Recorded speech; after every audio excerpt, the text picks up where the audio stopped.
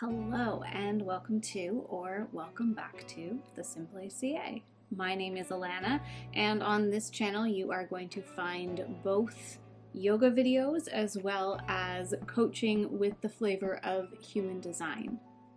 Right now we are going through the Human Design Basics series, and last week we talked about the energy centers, the motor energy centers. And today we're going to talk about the rest of the centers in the human design graph. If you like this content, if you are enjoying it, go ahead, click on that subscribe button as well as the notification bell to be notified every time I post a new video. So when we talk about the centers, we're talking about both the centers that are defined, which means that they have a color in them, as well as the centers that are undefined, meaning that they show up on your body graph as white. When there is definition in your body graph, that is an expression that you can rely upon as consistent as you experience your life. When you have an area that is undefined, that's an area that is susceptible to being experienced through other people's experiences. So if you have a undefined spleen and somebody else has a defined spleen, your natural experience is neutral in that area. Maybe a little bit of flavor depending on if you have any gates coming off of it. But if you're around somebody with a defined spleen, you're going to experience an enhanced version of what they're experiencing because you're picking up what they're expressing out. And as I said in last week's video, it's not good or bad or right or wrong. None of it is good or bad or right or wrong when it comes to human design. This is all an experience. This is all an experiment that you can have the opportunity to play around with and to acknowledge and to experience. And it might help you gain some insight and some awareness of and some permission of what you already know to be true, but you've been playing and trying to figure it out, or you haven't been able to express it to somebody else, the differences that you're experiencing between how you feel the world and how they feel the world. So if you haven't already checked out last week's video, definitely go back and take a look at that one as well. You don't need to watch that one in order to get this one because we are breaking up the energy centers via sort of the type that they are. So last week was all about the motor centers, and then this week we're going to do the rest of them. And with that said, let's jump straight in to the rest of the energy centers. We're going to start off with the spleen, which is the oldest of the energy centers. And physically, it governs immunity as well as the lymphatic system. Now, being the oldest of the energy centers, energetically, it governs fear, intuition, as well as instincts.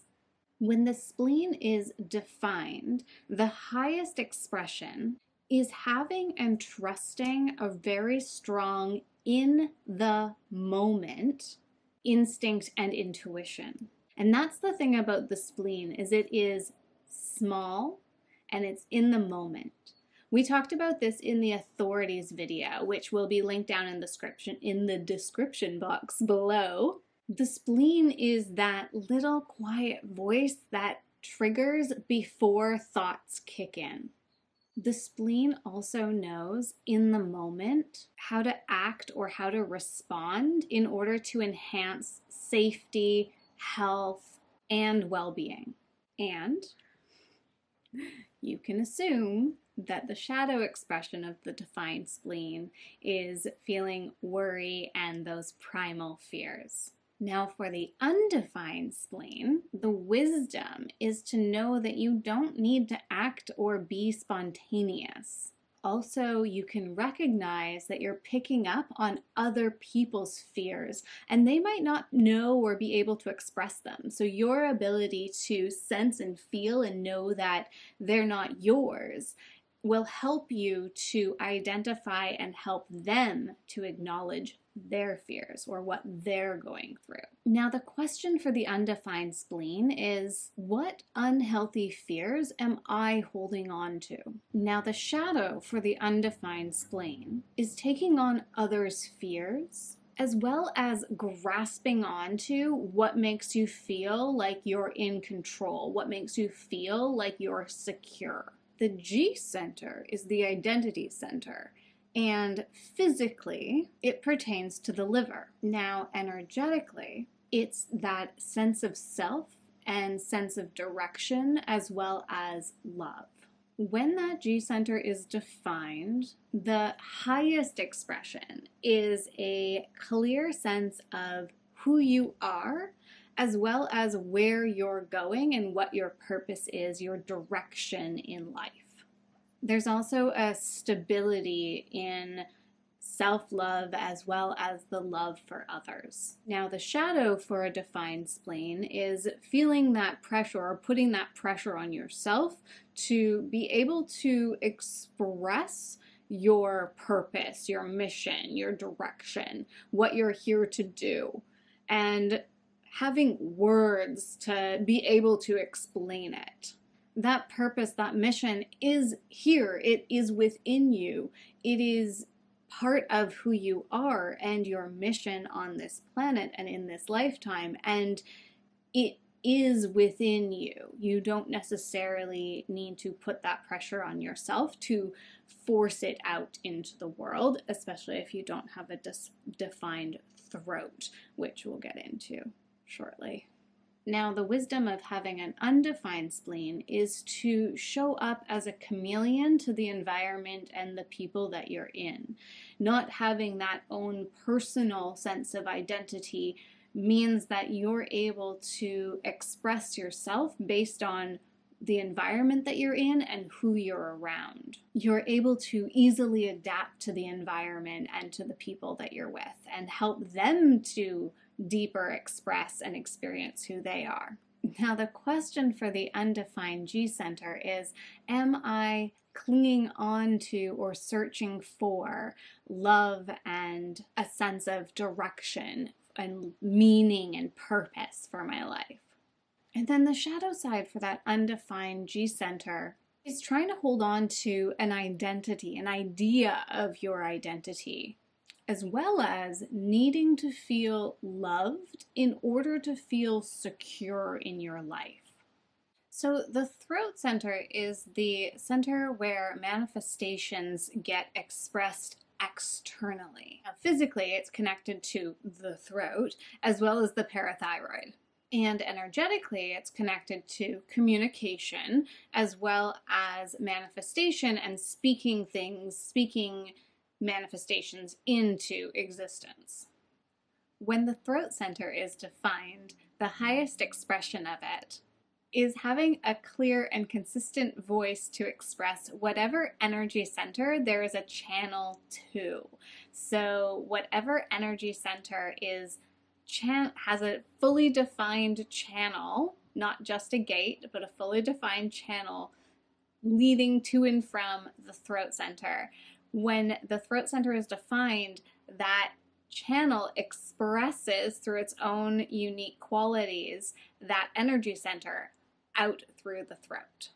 And the shadow expression of the defined throat, personally, I've sort of found as being having conditioning from a child around those truths, or expressing too much, too big, and so that leads to a constricting of that expression.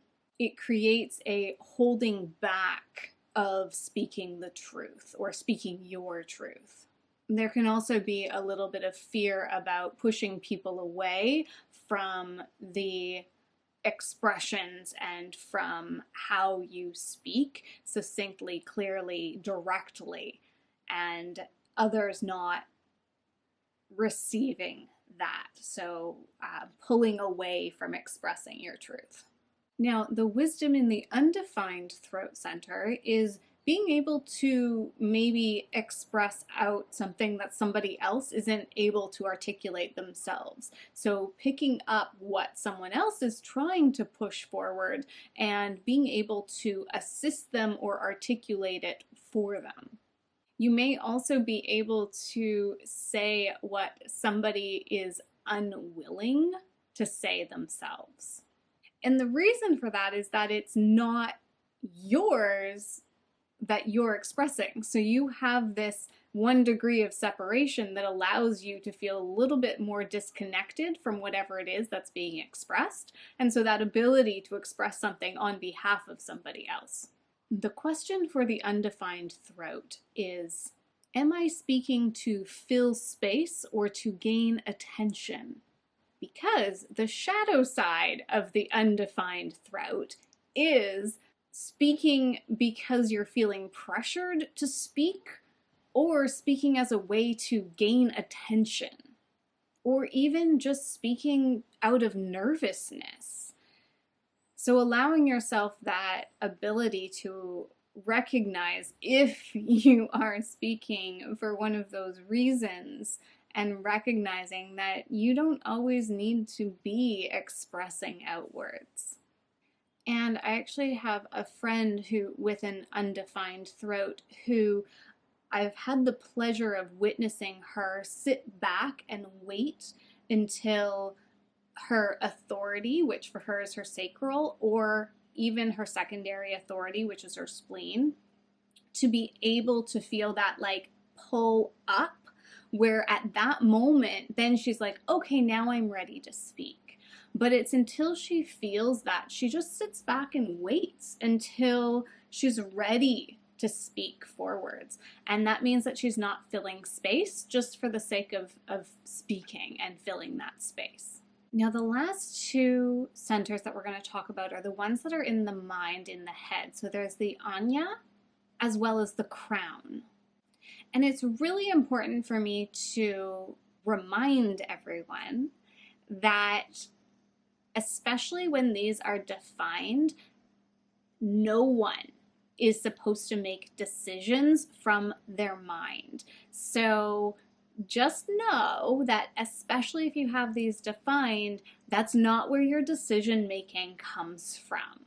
The Ajna is an awareness center, and physically it's the mind and the pituitary gland.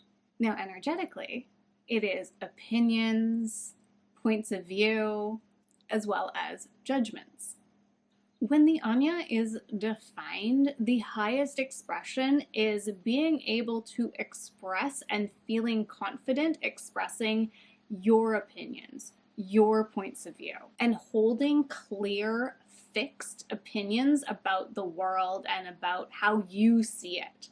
Now, that said, the highest expression of having a defined Ajna includes recognizing that although you're here to share and express your opinions and your points of view and explain those to others, it is not your mission, it is not your purpose, and it is not of the highest expression to push those opinions and those judgments and those points of view onto others. So expressing your own is fantastic, and at the same time, you're not here to make others believe the same thing that you believe. So the shadow of the defined Ajna is expecting others to share your opinions, share your beliefs, or judging them for not sharing your opinions and your beliefs.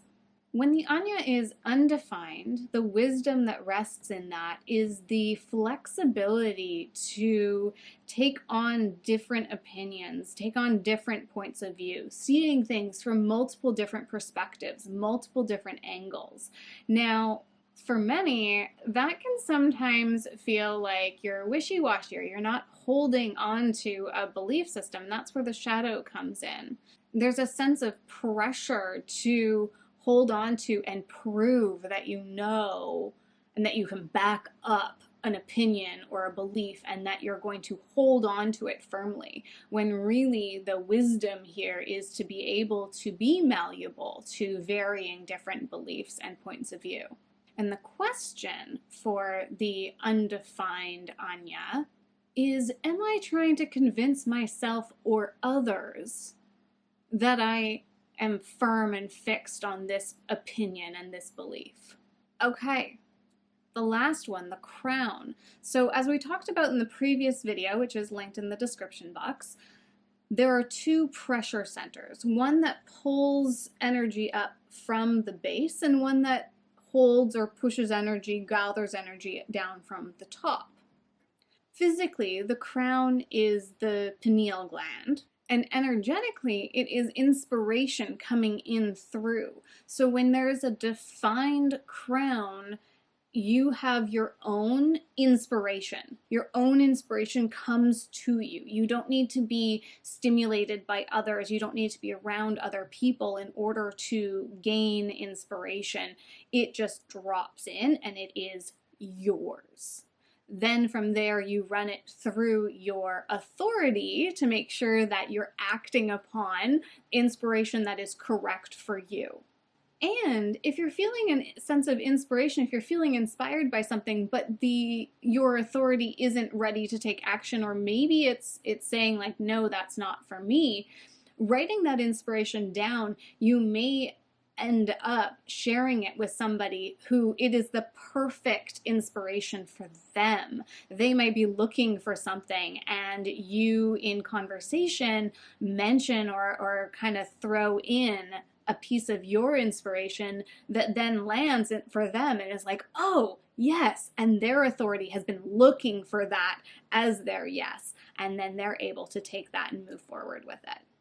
Which leads to the other part of the highest expression being recognizing that everything that inspires you is not necessarily up to you to action. Otherwise, you'll be running around trying to action so many things, just dripping your energy all over the place. So definitely acknowledging the inspiration and then running it through your authority, which leads to the shadow expression of the defined crown, which is feeling pressured to figure out and to explain your own life.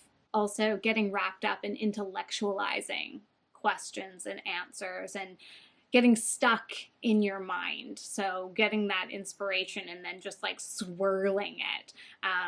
Or even trying to do all the things. So recognizing that inspiration comes naturally, it will continue to come, and it's valuable for people with a defined crown to have the notes feature on their phone or have a notebook with you and be able to write those inspiring moments down or those ideas down, which gets them out of your mind and able to either be reflected and acted upon by you at another point in time or shared with somebody else. And for the undefined crown, the wisdom here is witnessing the thoughts and the ideas that are coming in, especially when you're around other people, and watching their ideas come in and flit around without needing to grasp onto them.